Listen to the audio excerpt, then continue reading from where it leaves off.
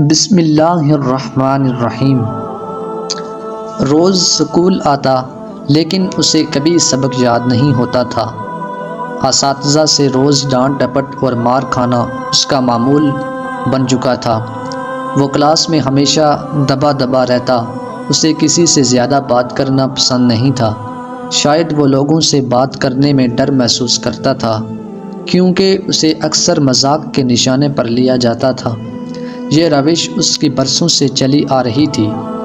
اب وہ 8ویں کلاس میں پہنچ چکا تھا اور اساتذہ اور والدین کا خیال تھا یہ اب آگے نہیں پڑھ سکے گا۔ پھر ایک دن اس کے ساتھ بہت انوکھا واقعہ ہوا۔ ایک دن جب وہ کلاس میں سبق سنانے کے لیے اٹھا تو حسب معمول اسے سبق یاد نہیں تھا۔ وہ ڈر اور ندامت سے رونے لگا۔ وہ مار کے ڈر سے گھبرایا ہوا تھا۔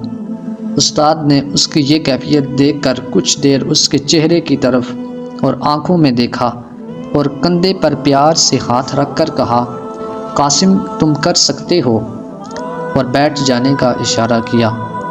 قاسم علی کے لیے یہ الفاظ بہت غیر مانوس تھے۔ پہلے کبھی اسے ایسے الفاظ سے واسطہ نہیں پڑا تھا۔ سب ہی تو اس کا مذاق اڑاتے، تحقیر کرتے، اسے کن ذہن اور نکما سمجھتے تھے۔ اسے ان الفاظ کی تاثیر اور طاقت نے اپنے حصار میں جکڑ لیا۔ آج وہ خود کو بہت پرسکون اور بدلہ سا محسوس کر رہا تھا۔ پھر اس نے وہیں بیٹھے بیٹھے ایک فیصلہ کیا۔ آج رزلٹ کا دن تھا۔ سب حیران تھے۔ اسکول میں کلاس کا کن ذہن بچہ کلاس میں نمایاں نمبروں سے پاس ہوا تھا اور اس کا نام پوزیشن ہولڈر میں چمک رہا تھا۔ اس کے بعد قاسم علی نے کبھی پیچھے مڑ کر نہیں دیکھا اور وہ کامیابیاں سمیٹتا گیا۔ Matric, F S C, B S C engineering میں نمایاں نمبروں سے پاس ہوتے ہوئے آج وہ ایک کامیاب اور مشہور استاد بن چکا تھا۔ پھر ایک دن اس نے ایک عجیب فیصلہ کیا۔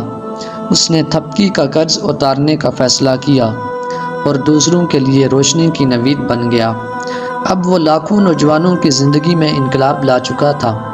لوگ اس کا نام سن کر ادب سے سر جھکا لیتے اور اہل علم اس کی بیٹھک کو اپنے لیے اعزاز سمجھتے تھے۔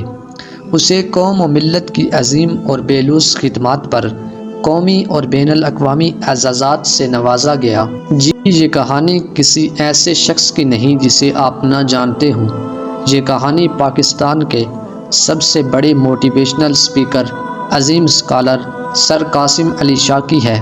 جی ہاں، وہی قاسم علی شاہ جو کہن ذہن تھا۔